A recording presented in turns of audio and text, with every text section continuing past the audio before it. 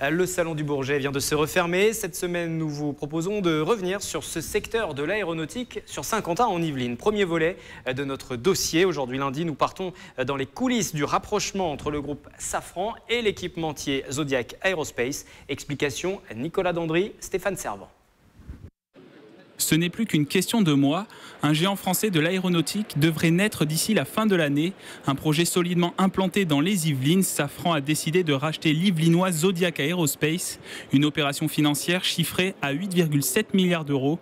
Spécialisé dans la fabrication des moteurs, le groupe Safran avait déjà fait une OPA adossée à une fusion en janvier dernier.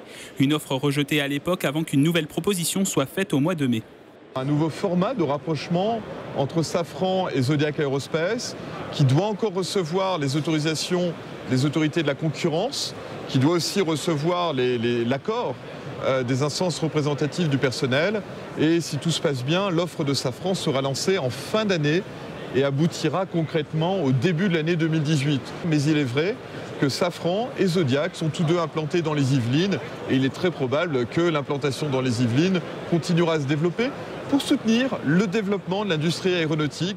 Zodiac Aerospace, 120 ans d'histoire. Depuis 2007, le groupe focalise son activité uniquement dans l'aéronautique. Installé à Plaisir, c'est un poids lourd du secteur dans les Yvelines. En 2016, il réalise un chiffre d'affaires de 5,2 milliards d'euros. Un résultat adossé à la production d'équipements en cabine, sièges, masques à oxygène ou encore systèmes numériques. Plusieurs outils fabriqués notamment à Plaisir, un site employant 1300 personnes. On montre aujourd'hui sur ce salon du Bourget une sonde de jaugeage de carburant qui utilise la fibre optique et qui rend les avions qui utilisent de plus en plus de composites plus sûrs. Et cette sonde a été développée à Plaisir par nos ingénieurs en coopération avec notre autre site de Roche-la-Molière. Mais on est extrêmement fiers de présenter cette innovation qui a été retenue par Boeing pour son Boeing 777X qui arrivera d'ici 2019-2020.